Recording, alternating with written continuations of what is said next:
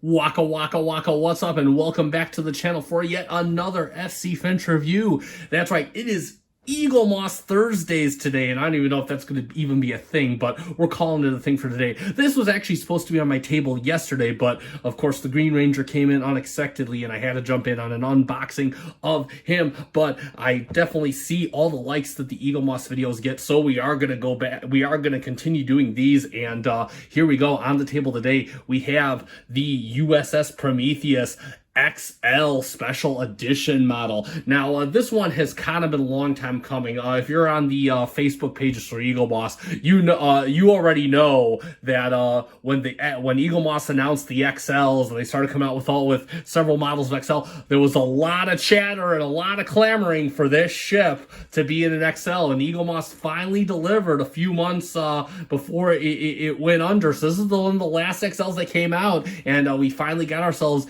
a U.S.S. Prometheus in XL edition. So let's check it out. And of course, first checking out always means taking a look at the box. So let's do that real quick. So again, and I do these XL boxes because they're all different. I mean, they mostly the product on there. So we got the U.S.S. Prometheus on there, looking all gorgeous. I do love this ship. U.S.S. Prometheus NX 59650. I believe NX is experimental. So first of its kind, and then of course you can see this definitely the Eaglemoss. This of course in the last year because we have Star Trek Picard and Star Trek Discovery now added to the family here. So how about that? And then of course Star Trek on the side, U.S.S. Prometheus, Eaglemoss Hero Collector. Nice product shot of the Prometheus on this side, and then more of the same on the other side, and then a whole bunch of legal stuff on the back. So without further ado, let's get this open up. Now, again, this is not an unboxing. I've already opened this up. I just haven't put it on my shelf yet, so it's been sitting in a closet. No, it is not for sale.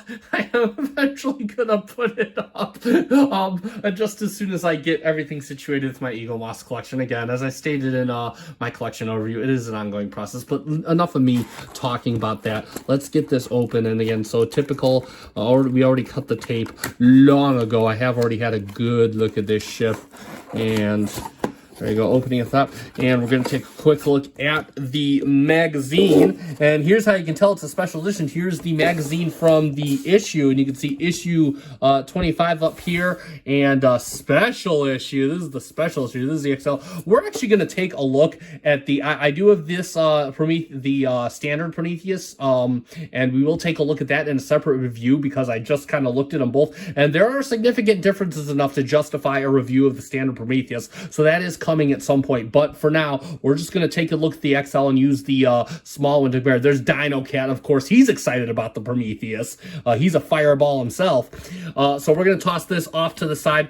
This is when Eaglemoss started getting mini with their special edition magazine. So let's open it up, and Dino Cat, of course, going to read along with us. Profile, U.S.S. Prometheus, design the Prometheus, the voyage home, and here we have some cool facts. Prometheus, active 24th century, length 415 meters, decks 15, technology, a blade of armor, regenerative shielding, multi-vector assault mode. Multi-vector assault mode, what's that? Sounds all experimental.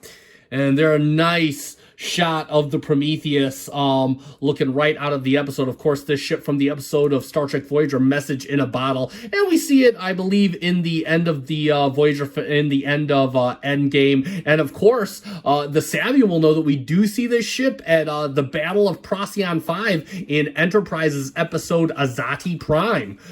So a little fun fact for you if you didn't already know it.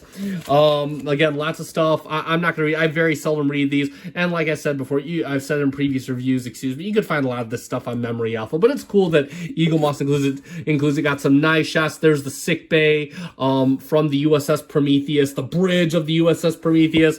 I love these two together. I thought these guys played off each other. It was a Message in a Bottle is one of my top 10 Voyager episodes. I absolutely love it. Just for the sense of adventure, and of course we get to there is a good amount of starship porn in there. There's some nice orthographic holographic views of the USS Prometheus, all 3D rendered like. Then, of course, I got a nice shot of the Prometheus designed by Rick Sternbach, of course, from the mastermind, Rick Sternbach as well. Got some preliminary sketches here of the Prometheus, what it could look like. Fun fact, I believe the Prometheus was actually supposed to split into 5 pieces versus the 3 we got, which the 3 looked off. So I can't imagine this thing with, let's see, what, so 5 times 2, assuming it's 2 nacelles, 20 nacelles?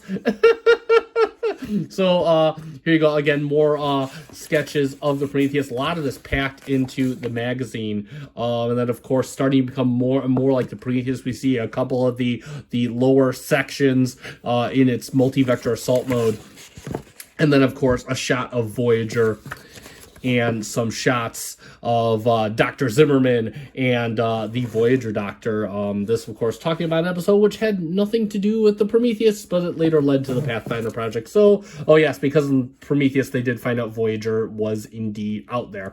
And nice shot of the Prometheus on the back. So let us open the box. Now I'm going to do the display stand real quick. We all know how this display stand works, don't we? That's okay. We're going to show it again. We're going to show it again because we are thorough on this channel. So real quick, so we have our display base. As I said, I've opened this before. And then, of course, we have our stand. It is going to fit right around the back of the... it's supposed to be a saucer section, but it became an arrowhead in the show. So, and all you do is just plug in the peg in the hole like that. And yeah, this a little bit of wiggle if I really push on, but this fits quite firmly. So really nicely well done stand. And there you have that. And now the main event. Let's do it. I'm gonna move the box off to the side here because we want to take a look at the ship. And there it is. U.S.S. Prometheus. Look at that. Got that nice text on the front. U.S.S. Prometheus NX59860. Actually, I believe that's a 650. Excuse me, 59650. And yeah, wow. So this ship, we can already see a lot of darker color usage. Not the typical standard Federation lighter white or the eggshell blue. We see this model specifically is the XL used a lot of darker grays. And again, you can see that reflected in these panel lines up on the nacelle pylons. So we got some nice, not sure what this is supposed to be representing. I think this might be escape pods towards the back. But again, it's got some nice texturing here. And you can see on this model, you can see as opposed to the Aztecing, it's almost like it's kind of painted in versus just the standard Aztecing. Like it's brushed in. I'm not sure of the paint. I don't know painting. So, but you can almost see the Aztecing kind of just melding into the paint job. It actually looks kind of, almost kind of a dirty look. If I do say so myself. Got some nice detailing. Yeah, fun fact, the nacelle for the Arrowhead version in multi-vector assault mode was right up here, so that would pop out of the top. Then you got these panels here, nicely textured. They're embossed on here. Impulse engines. Very nice. Then got a very nice light blue for the back. Got some vent detail back here. Just again, love how these Eaglemoss models are just so packed full of detail. It's great. Phaser strip right here. It is embossed, and then of course we have the windows. Little bit of a misalignment. Window misalignment is standard on Eaglemoss models. I mean, nothing.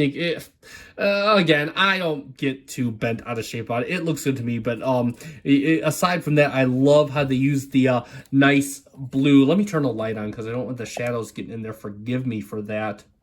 You can see a nice blue in there, and then of course we have, I'm assuming these are the escape pods. It's probably in the magazine, which I don't read. But I really love how they use this nice blue on the windows versus the standard. You know, it's either white on some of the, on like ships like the Enterprise D, or it's black for windows being turned off. Got the nice bridge detail up here. You got some blue. Look at that. That's very cool. And of course, the bridge peeking out on the top. Moving in, and this is a difference from the standard model, the deflector. So we got nice dark blue transparent plastic, and it's got a painted white for the particle emitter at the center. So again, absolutely some nice additional attention to detail. And then of course on here, this being one of the lower sections of the ship that splits off. Again, you got some nice phase. Wow, this thing's just loaded with phaser strips. You could tell this thing was ready to kick some Dominion tail. And then of course, real quick, it looks like the arrowhead section is a die cast, and of course the rest of the ship down here especially is a plastic in material wise. So again, the saucer or arrowhead doing the brunt of the work. Sorry, I had to split that segment into two. That was getting a bit long, and there's a lot to go over on this ship.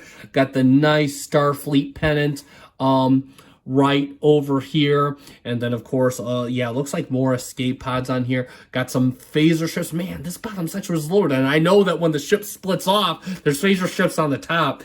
Got some nice panels back here.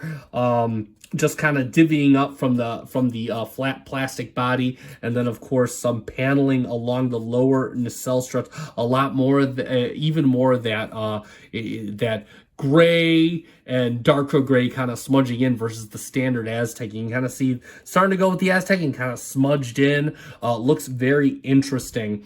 And then of course our nacelles, you got the pennant on the nacelles, and then the nacelles all done in transparent reds for the Bassard collectors and blue for the warp coil area.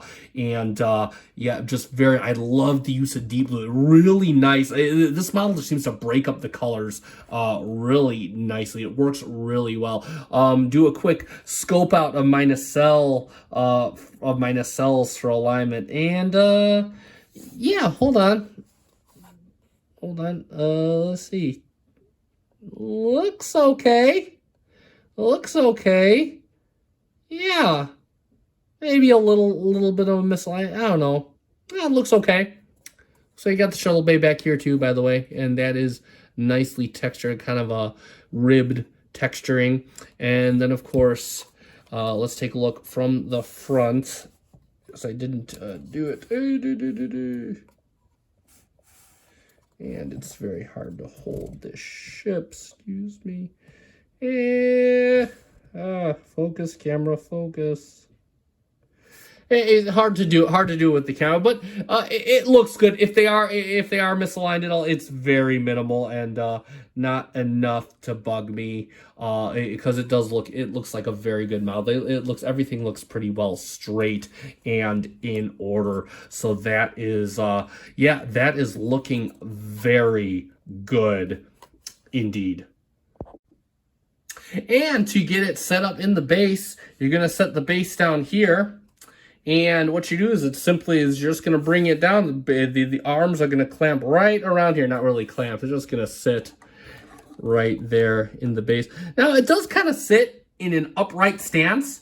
So, again, I feel like it's held in there pretty good. These are kind of clamping down, and it's holding in there pretty good. So I'm kind of tapping on it. I mean, I'm sure if you put some good force on it, it'll tip over. I mean, again, this is die cast, so not going to hurt anything. But yeah, it'll hold up there right nicely. It's got kind of an upright flight pose.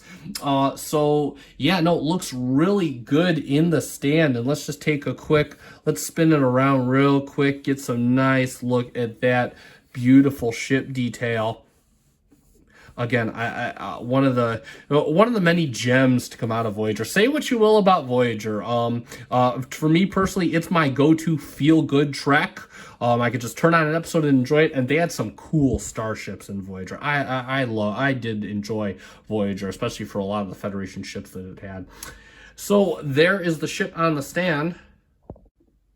And let's do a quick comparison with the smaller U.S.S. Prometheus, the standard U.S.S. Prometheus. I believe this was issue 25. So they did like what, 160, 180 issues, and it took them so long to give us this XL model, but they finally did it. They finally answered the calls, and straight away, you can see why we're gonna do two separate. You can see just how much they upscale it. So basically, the base Prometheus fits. It's almost like the that screenshot you see of the NCC 1701 and the Galaxy class Enterprise, where the 1701 fits in the Galaxy's saucer. The mini Prometheus fits inside the XL saucer.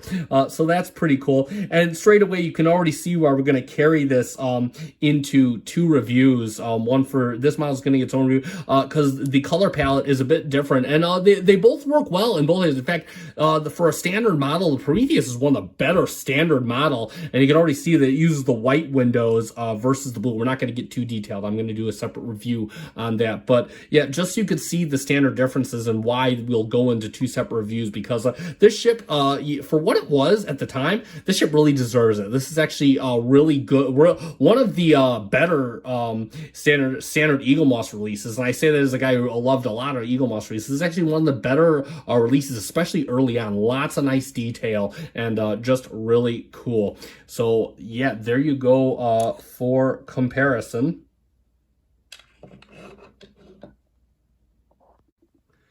So let's summarize, and there you have it for the U.S.S. Prometheus NX59650 XL Special Edition by Eaglemoss.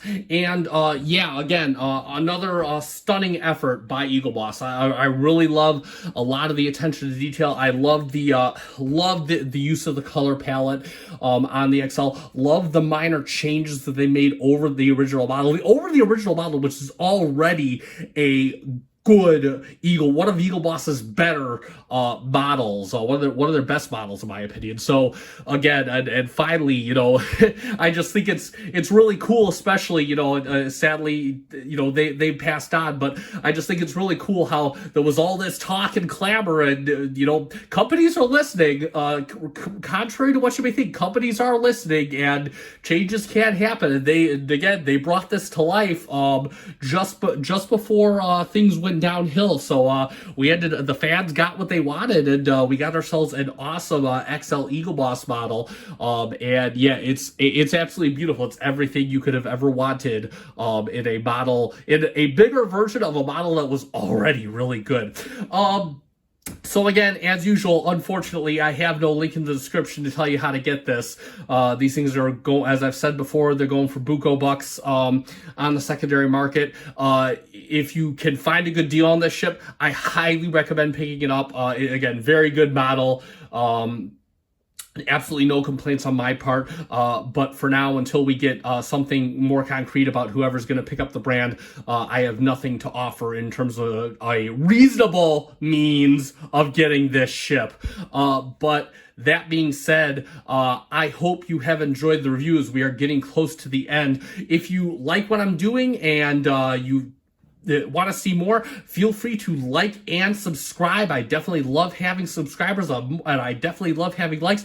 If you feel like you do anything better, leave a comment down below. I do read all comments at certain points in the day, and I will always either like or reply to you, and I will try. I'm constantly trying. I am like Data. I am constantly aspiring to be a better YouTuber, whereas Data was trying to be a better human, or to be human, excuse me. So that being said, I have been SC Finch. Thank you so much for watching. Live long and prosper.